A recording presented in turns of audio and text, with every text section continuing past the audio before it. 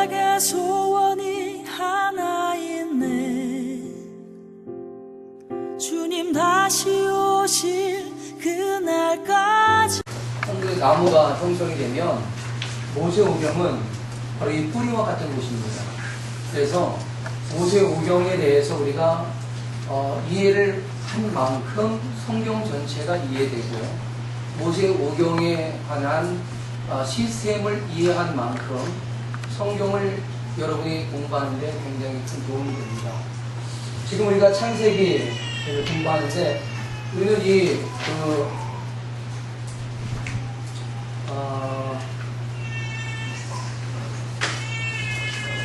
신약과 구약에 있어서 그 12세대로 신약과 구약을 다 12세대로 나누는데 우리가 지금 공부하는 건 구약의 12세대 12시대를 나누죠. 그리고 그 중에서 지난주에 우리가 첫 번째 단계인 첫째 세대 시대인 창조 시대를 우리가 함께 했고요. 그리고 이 모세오경 안에 이제 우리는 그 시대별로 이렇게 나눠져 있습니다. 그리고 또 역사서의 흐름에 따라서 우리가 12개로 나누기 때문에 그 구분을 좀 하면 좋겠고요. 오늘은 이 가운데서 우리 함께 나누는 말씀이 그 부족시대는 둘째 시대인 이 부족시대를 함께 공부를 하려고 합니다. 지난번에 말씀을 드린 것처럼 우리가 이 시간 통해서 공부하는 건 성경 전체를 이해하기 위한 성경 전체의 아웃라인, 그리고 그것을 중심으로 해서 펼쳐내는 성경 관통에 관한 부분입니다. 우리가 좀 성경의 맥을 좀 잡아갈 필요가 있다는 것이죠. 여러분 그 11쪽에 보면 여러분 받은 교재, 지난주에 받은 건 제대로 돼 있는데 이번 주에 받은 11페이지는 12페이지와 똑같습니다. 이죠, 내용이. 컴퓨터가요. 난 분명히 11페이지죠. 예, 똑같죠. 컴퓨터도요, 도희 먹습니다. 제도. 네.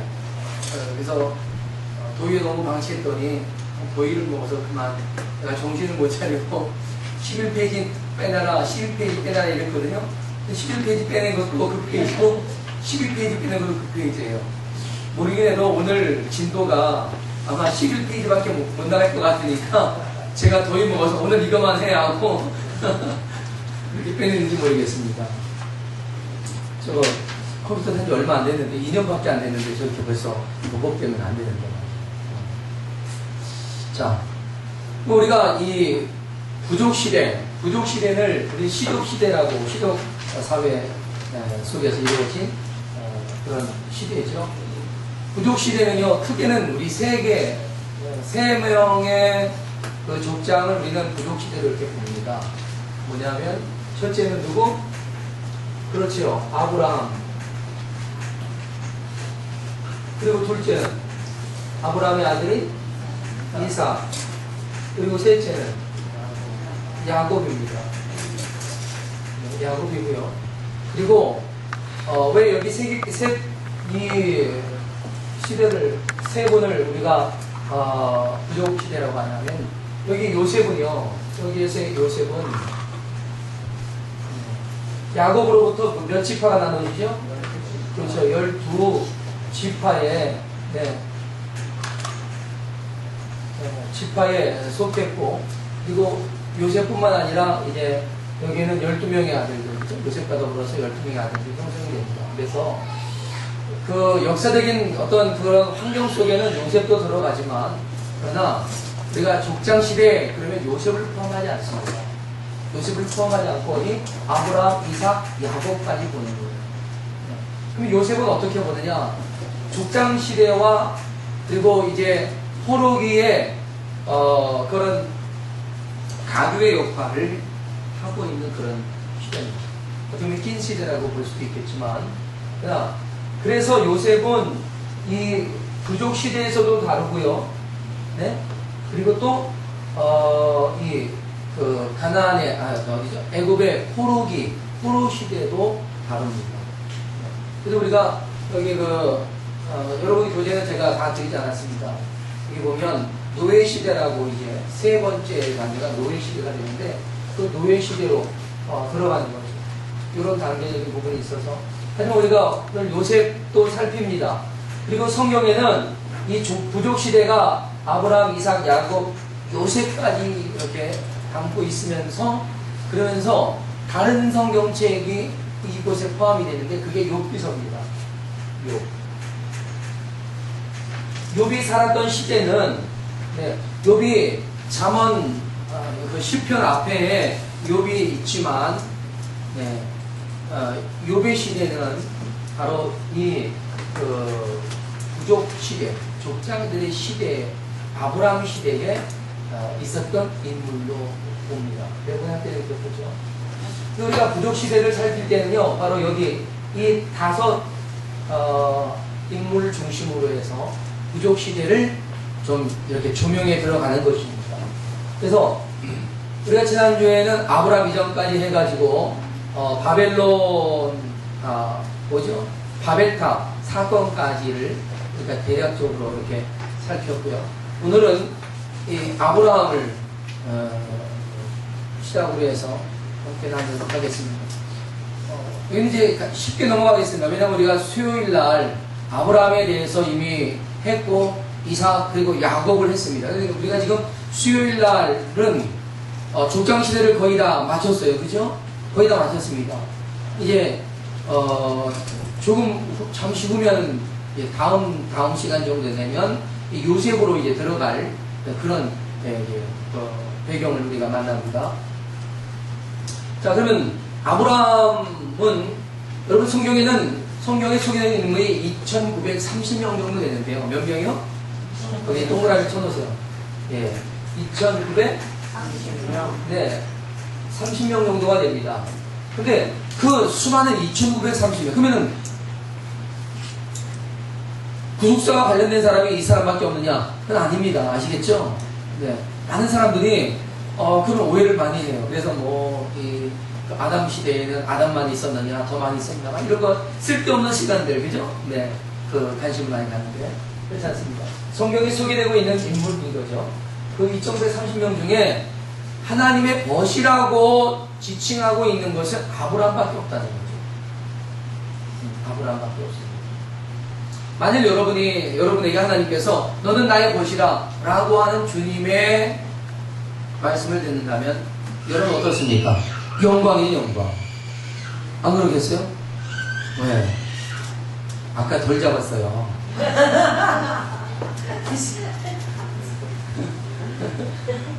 자, 불쌍하긴 하더라고, 그죠?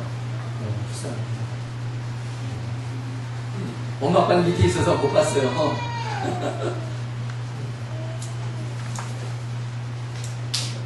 뭐 하다 또 이런 것 같이 사운드가 저쪽에서 나와요. 사운드가 벗이라. 하나님이 여러분에게 벗이라고 하는 칭함을 준다고 하는 건 그건 굉장히 영광이에요. 그렇죠? 주인, 너는 나의 벗이라. 우리 하나님이 딱 그랬다고. 그러면 그날요. 네. 이 만나 제껴놓고 나의 벗 대신 하나님을 위해서 그냥 천심전력해서 살아야 여러분, 아브라함, 우리는 그냥 일반적으로 상상하잖아요. 근데 아브라함이 정말 대단한 사람이에요. 자, 우리 그러면 아브라함의 여정을 한번 들어가 볼까요? 그 옆에 그림을 보시면요, 여기서 쭉 번호대로 이렇게 나옵니다. 첫 번째 아브라함이 살던 동네가 어디냐? 우르예요. 우르. 갈대아 우르. 우르가 여러분 시골 구석이 아니에요. 우르는 굉장히 그 시대에 온갖 문명들이 발전하고 그리고 문명적 혜택을 누리고 있었던 도시입니다. 말하자면 지금으로 따지면요, 저 뉴욕쯤 되는 거예요. 뉴욕.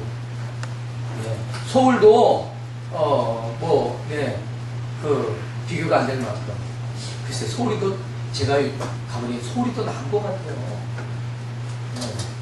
네. 뉴욕이나 다른 어떤 시카고나 이런 엄청난 그런 문화적인 도시, 문명적인 도시를 의미합니다. 근데 그곳에 있던 이 아브라함이 이제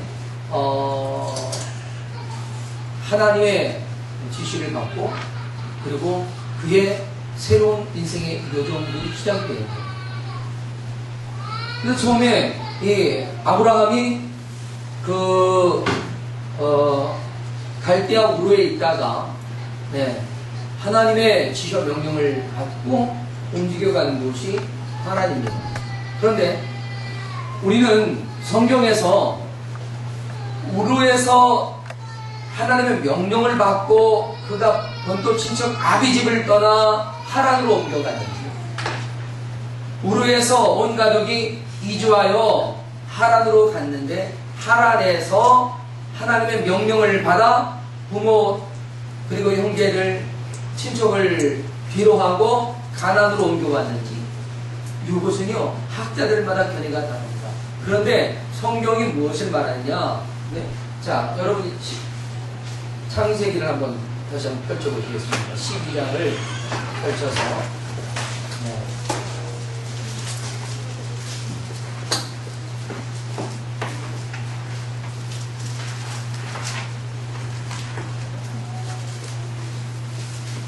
자, 여러분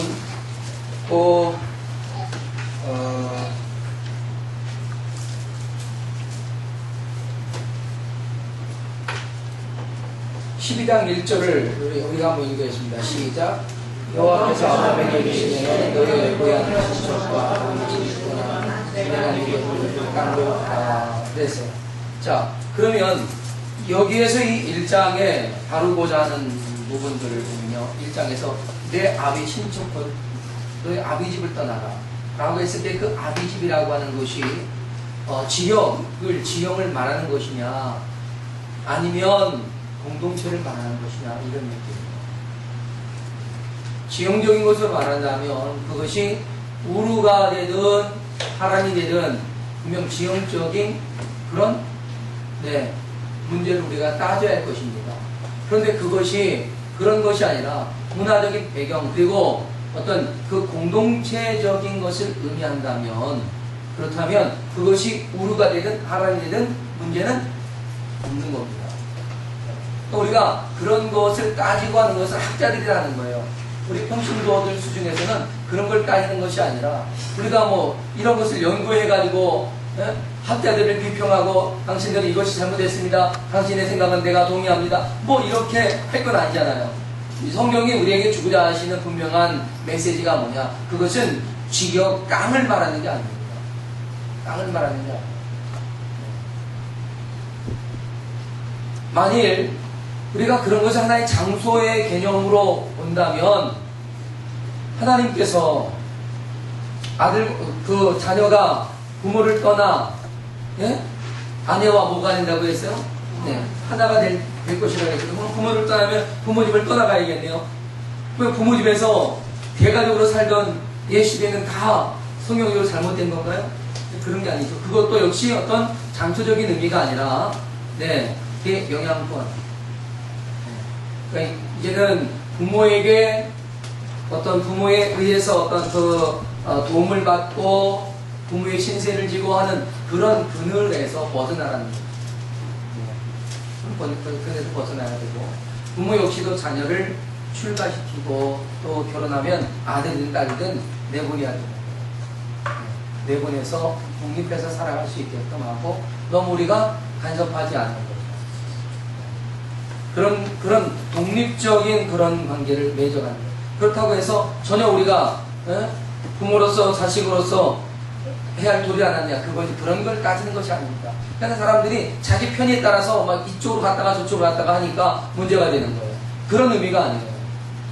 이것은 이제 부부가 되어지면 모든 일들을 우리는 그 부부가 되어진 상황에서 우리가 하나님의 뜻 앞에 순종해 나가는 그런 삶을 갖잖아요. 근데 하나의 독립기관이 돼요. 그렇다고 해서 이런 관계가 없어지냐, 그렇지는 않거든요. 근데 여기 아브라함에게도 마찬가지예요. 아브라함에게 영향권을 주고 있었던 것이 뭐였냐면 그의 아버지 데라였단 말이죠. 근데 그런 영향권에서 벗어나야 되는 거죠. 근데 아브라함에게 주어진 그 명령은 좀 더 특별했습니다. 뭐냐 하면 그 가문이 섬기고 있었던 문화적인 배경이나 종교적인 색채나 이런 것들, 이런 것에서 완전히 벗어나오라는 것입니다. 떠나오라는 것입니다. 때때로 우리에게 이런 명령을 하세요. 우리의 삶의 어떤 부분 배경들, 그런 것에서 완전히 나오기를 원하는 거죠. 근데 우리가 그러지 못하고 예전의 습관과 예전의 삶의 유형이나 이런 라이프 스타일을 그대로 지닌 채로 나온다는 건 그건 의미가 없는 거예요. 근데 아브라함이 나올 때 그렇게 나왔습니다. 옛 습관, 옛 방식, 아버지 데라로부터 받은 어떤 영향, 그리고 시족 사회에서 어떤 그런 자신의 가문에서 가졌던 어떤 그런 환경이나 배경, 이런 것들을 가지고 나왔어요. 그래서 하나님께서 그가 정말 아버지의 그것도 친척 아비집에 매였던 그런 모든 것들을 벗어나서 누구에게로? 하나님에게로 매인바 되어질 때까지 그 많은 과정이 필요했던 거죠. 그래서 그 모든 과정들을 다 쳐내고, 그리고 그가 새롭게 변화되어서 하나님만 의지하게 되어진 것을 확인하시는 것이, 그것이 창세기 21장, 22장에 나옵니다. 그러니까 12장에서부터 22장까지 오랜 세월, 오랜 스토리가 그 아브라함에게 있었단 말이에요. 그때 아브라함의 나이가 약 127세 정도 된 것으로 보거든요. 그러니까 이삭을 번지로 드릴 때에 아브라함 나이가 약 127세 정도로 와요.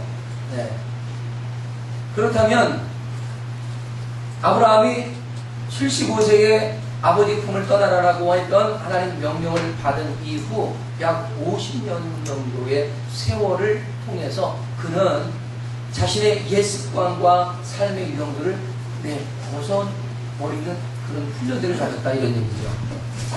그러니까 여러분, 우리가 신앙생활한 지 우리 장로님 몇 년 정도, 언제 예수 믿으셨어요? 24살 때 믿으셨으면, 그쵸. 그럼 아직도 벗어버리지 못한 게 분통한 게 아니라 당연한 거예요. 그쵸.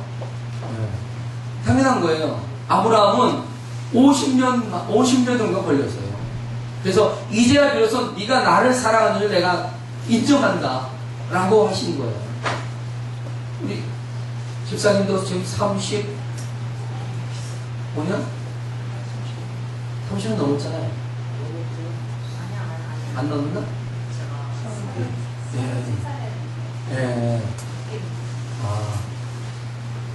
저는 제가 5살 때부터 신앙생활을 했어요. 5살 때부터. 교회를 유치부부터 나갔어요. 그때 다니셨죠? 조금 다녀요. 건너뛰었어도 그때부터 다닌 거예요. 그러면, 건너뛰었어도, 저도 중간에 건너뛰었어요.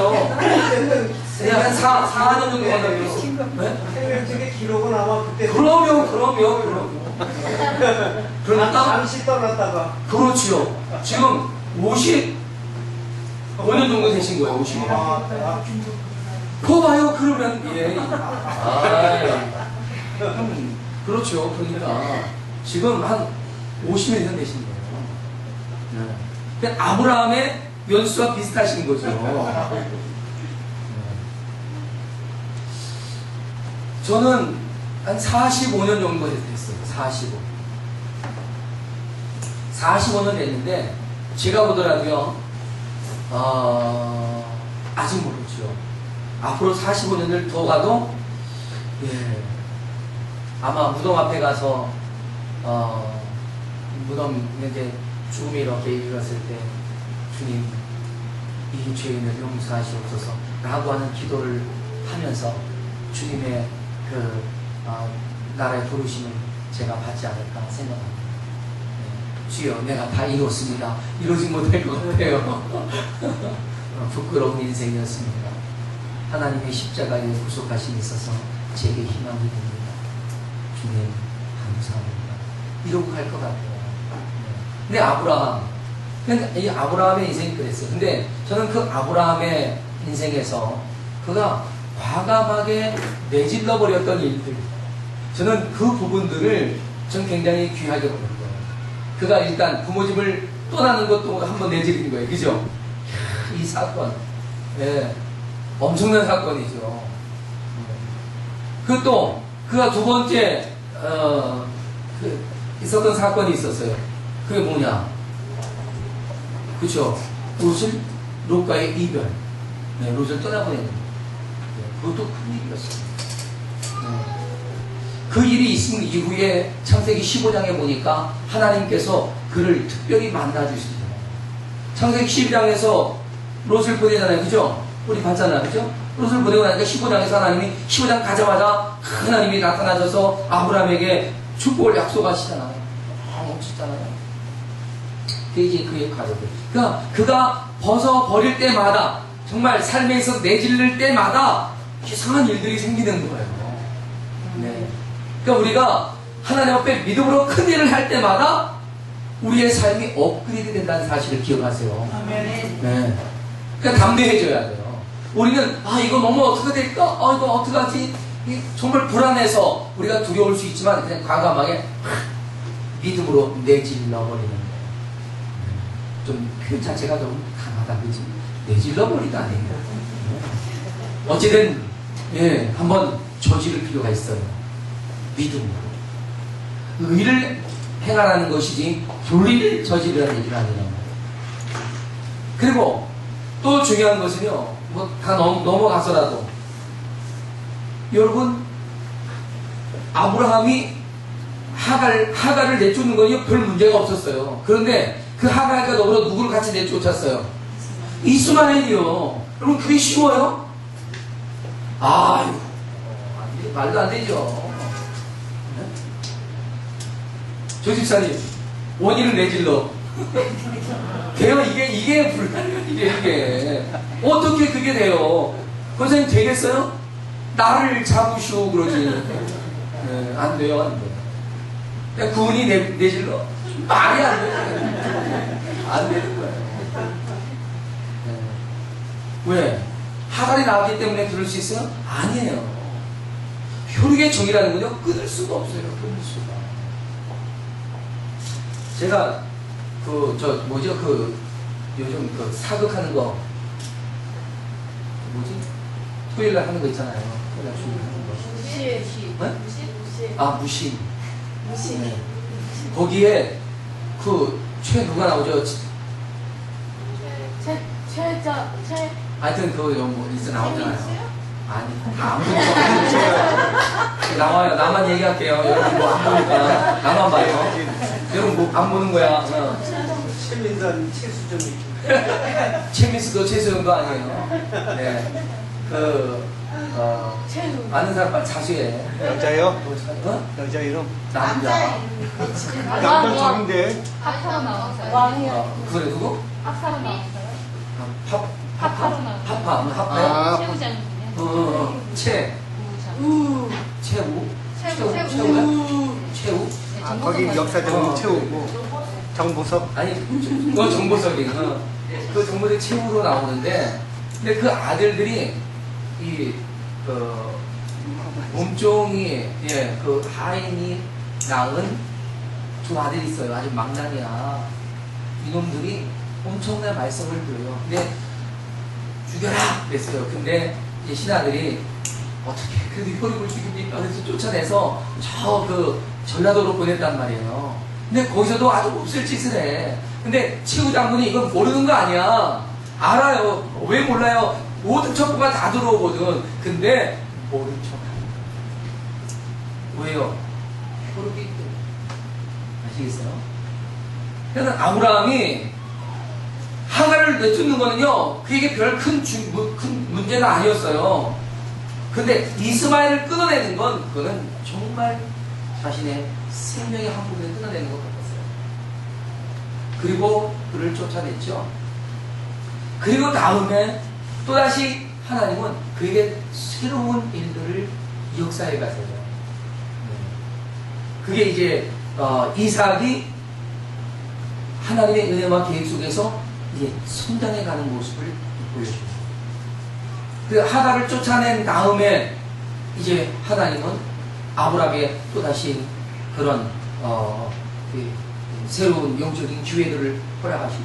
그리고 바로 이삭을 번제로 드리는 장소로 가는 거예요.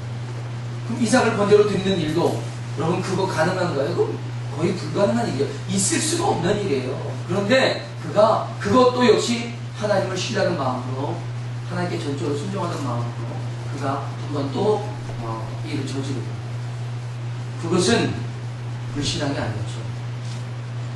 그랬을 때 하나님이 또다시 그의 인생을 업그레이드 시켜주는 거죠. 그래서 결국 이 아브라함은 우리가 오늘 하나님께 인정을 받는 모습을 봅니다. 그래서 아브라함에 대해서는 하나님의 거치라고도 인정하시고 그리고 그를 믿음의 조상이라고 하는 이름으로 하게끔 합니다. 자, 이 아브라함의 세대는 이렇게 이루어졌단 말이죠. 자, 그러니까 이 아브라함은 자기 자신의 그 인생 속에서 몇 번의 그런 결단해야 될 어떤 상황이 왔고 그는 믿음으로 그것을 받아들여서 결단을 하고 그리고 하나님은 그의 믿음을 통해서 하나님이 이끌어 가시고 다시는 모습으로 세우는 겁니다. 그런 믿음의 확고한 삶이 그에게 주어졌다라고 하는 것은 그에겐 그만큼의 아픔과 고통이 있었다는 거예요. 여러분 믿음의 인정을 받는 거는요 편안하고 순적하게 이루어지는 게 아니에요. 믿음으로 인정받으려면 굉장한 아픔, 굉장한 어려움, 굉장한 고통의 삶이 그에게 있었던 거예요. 그렇지 않고는 믿음의 아들이라, 믿음의 조상이라, 네? 하나님의 번치다 라고 하는 이러한 별명을 가질 수가 없어요. 그래서 저는 성경에서 가장 힘들고 어려웠던 시대가 어느 시대냐? 이 족장 시대다. 그래서 아브라함이 믿음의 조상이라고 하는 이름을 받은 것은 그에게 뭐가 있었다? 고난이 있었다. 예, 엄청난 환난이 있었다. 이것을 겪어냈기 때문에 그는 이 모든 것이 가능했다. 이런 얘기입니다. 그로 인해서 믿음의 조상이 된 거예요. 그럼 이 시대의 사람으로 욥이라고 하는 한 인물을 우리가 다시 한번 올려보면요. 이 욥은 여러분 욥기를 우리가 읽을 때마다 무엇을 느낍니까? 야, 욥도 이렇게 고난을 행했는데 나도 고난 이겨야지. 많은 사람들이 이렇게 위로를 받고 있습니다. 그 어떤 분은 힘들고 어려울 땐 욥기서를 펼쳐서 읽는다 그래요. 여러분 그거 아닙니다. 잘못된 거예요. 제가 여러분에게 성경을 활용할 줄 아는 지혜를 알려줄게요. 힘들고 어려울 때는요 절대로 욥기서를 펼치지 마세요. 네? 여러분 신세가 더 구차해져 갑니다. 여러분이 힘들고 어려울 때 펼쳐야 할 책은요 마태, 마가, 누가, 요한복음입니다. 네? 복음, 예수 그리스도를 만나야 되는 거예요. 네. 거기서 뭐 욥이 고난받으면서 힘들고 집 무너지고 자식들 죽고 와이프가 말이 초조하고 떠나가고 퍽퍽 긁고 있고 네? 그거 보면서 무슨 위로가 됩니까? 동병상련이요? 에이 여러분 그 위로가 아니에요.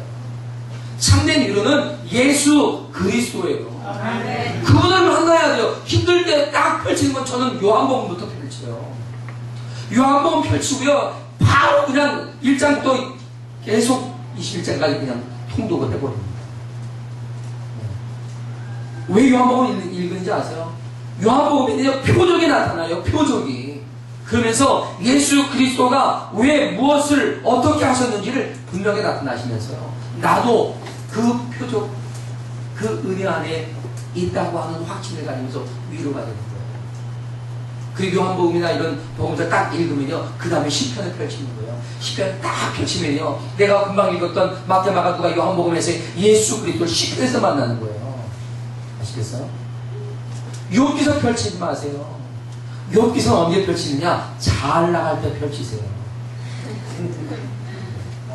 잘 나갈 때. 예. 왜? 욥도 잘 나가다가 뭐 했어요? 잘 나가다 한 방에 깨졌어요. 욥이 잘못해서 깨졌어요? 아니에요. 무엇을? 그게 믿음, 신앙을 뭐 하겠다? 테스트하겠다라고 하는 거였어요. 그러면 욥기서의 주제가 고난이나 시험입니까? 아니에요. 욥기서의 주제는 뭘까요? 아는 사람 손 들어보세요. 이야, 신학을 하더니 네, 뭐라고요? 이거 신학교에서 안 가르쳐줄 텐데. 하나님의 주권이에요.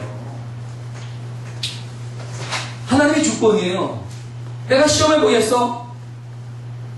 그리고는 하나님의 허락하심 속에서 모든 것이 다 이루어져요. 그리고 하나님 다시 복원하실 때는 하나님의 주권으로 그에게 복을 주셔서 그가 더블로 복을 받았어요. 그럼 여러분, 욥이 정말 복받은 사람이에요? 여러분 착각하지 마세요. 결과론적으로 보지 마세요. 결과론적으로 복받은 다 복이에요? 아니에요. 욥은요 가장 힘겨운 인생을 살면서 하나님만이 위로가 되신다는 사실을 깨달은 것 외에는 아무것도 없어요. 그의 처자식 자식들이 한 달에 다 죽어버리고, 예? 사랑하고 믿었던 와이프가 떠나가 버리는데 무슨 행복이에요? 나중에, 예? 그 자식들 더 많이 얻었다고, 재산이 더 많이 얻었다고, 그게 행복이에요? 그럴 것 같으면 다 이혼하고 다시 재혼해서 가겠네? 네? 아니에요. 그렇지 않아요. 아픔, 그 아픔 속에서 누구를 만나요? 하나님을 만나요. 그 하나님만이 나의 위로다. 하나님만이 절대적인 주권을 가지고 있다. 그것을 아는 거예요. 그래서 거기에서 그가 회복되는 거죠. 그러면 욥이 복된 사람이라고 말하는 것은 그 회복을 통해서 더 굳건한 하나님에 대한 믿음과 신앙을 가졌기 때문에 그가 복된 자가 됩니다. 그럼 여러분에게도 이 땅에서의 삶의 궁핍함과 또 때로 어려움, 이 문제들, 이런 것들이 여러분의 복됨의 기준이냐? 아니라는 거예요. 여러분의 복됨의 기준은 여러분이 누굴 더 알아가는 것? 하나님을 더 알아가는 것. 그래서 하나님께 대한 신뢰가 더욱더 견고해지는 것. 이게 여러분의 복이에요. 그 하나님은 우리가 이 땅에서 좀 더 편안하고 그리고 행복하게 살아가길 원하십니다. 그런데 그것이 세상에 매여 세상에 이끌려가는 그러한 자들이 아니라 하나님 나라의 소망을 가지고 그 속에서 행복을 누리는 그런 사람 되기를 원하시는 거예요. 그래서 욥도 그와 같은 고난을 통해 욥은 하나님 앞에 이런 모든 고난을 통해서 인정받은 것이 하나님을 신뢰하는 자예요. 그러면 그게 무슨 말이에요? 여기서 보이는 것은 믿음이라는 거예요. 하나님에 대한 신뢰, 믿음. 그래서 하나님이 갚아주신다. 그러면 아브라함이 여기 아브라함이 가져왔던 그의 모습은 뭡니까? 역시 여기도 뭐였어요? 믿음이었어요. 믿음. 족장시대에서 우리에게 보여주는 것은 바로 이런 거였습니다. 하나님에 대한 믿음과 신뢰를 어떻게 하라? 견고히 해라. 왜? 그것이 뭐기 때문에? 뿌리기 때문에. 뿌리기 때문에. 야곱에게 보여준 하나님의 그 경륜은 어떤 것이었을까요? 그건 역시도 하나님에 대한 전적인 믿음과 신뢰였어요. 그래서 그가 떠나서, 부모님을 떠나서 야곱도 그와 같은 은혜를 받았어요. 이삭은 왜 건너깁니까? 이삭은요, 아브라함과 더불어서 그는 엄청난 고난을 당했습니다. 그리고 난 다음에 그가 직접 이렇게 순종의 삶을 살았기 때문에 이 이삭은요, 삶이 순탄했습니다. 그러면 그냥 순탄했습니까? 아니에요. 여러 가지 환난이 오고 어려움이 오고 이럴 때도 그는 하나님을 의지하는 삶을 살았어요. 그래서 우물을 팠을 때도 누가 와서 쫓아내면 안녕히 계세요 하고 가서 또 우물 파고, 또 말하면 안녕히 계세요 가서 또 우물 파고 이랬단 말이에요. 바보 같잖아요. 근데 왜 바보같이 살았어요? 하나님을 의지하고, 이 우물은 누가 줬다라고 믿는 거예요? 하나님이 줬다고 믿는 거예요. 내가 팠다는 게 아니죠. 근데 이삭은 우물만 파면 그냥 물이 나오니까 그러면 자기는 우물 파는 사람이에요? 그걸 수도공사 사장 해야지. 네. 그게 아니란 말이죠. 그러면 그가 왜 여기저기 다니면서 뭐라고 하면 다투지 않고 싸우지 않고 그냥 가가지고 우물 파는 일을 하고 그 우물을 파서 물이 나오면 그것으로 가족이 먹고 가축을 먹이고 하는 일들 누가 하신다? 하나님이 하신다는 것을 그가 믿고 있었던 거예요. 물론 성경 전체가 믿음에 대한 하나의 주제를 분명하게 말하고 있지만 그러나 이 족장 시대에서 우리에게 보여주는 것은 무엇이다? 뿌리로서의 견고함을 가지게 하는 거예요.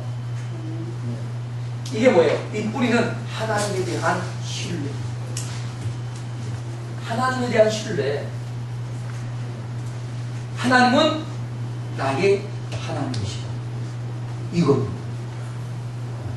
그러니까 어떤 환경이 오건 어떤 상황이 오건 이 아브라함은 또 이삭은 야곱은 요셉은 욥은 누구를 전적으로 믿고 의지합니까? 하나님이에요. 요셉도 안 그래요?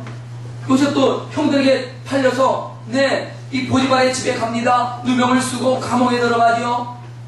거기서 그가 간수 생활을 하면서도 그러면서도 그는 계속해서 하나님을 의지하고 신뢰합니다. 반드시 하나님의 계획과 뜻이 있을 거야. 내가 하나님 앞에 믿고 기도하니까 하나님 날 인도하실 거야. 결국 그러다가 그가 여러분 하룻밤 사이에 그는 애굽의 총리 대신 되는 거잖아요. 그의 고백이 뭐였습니까?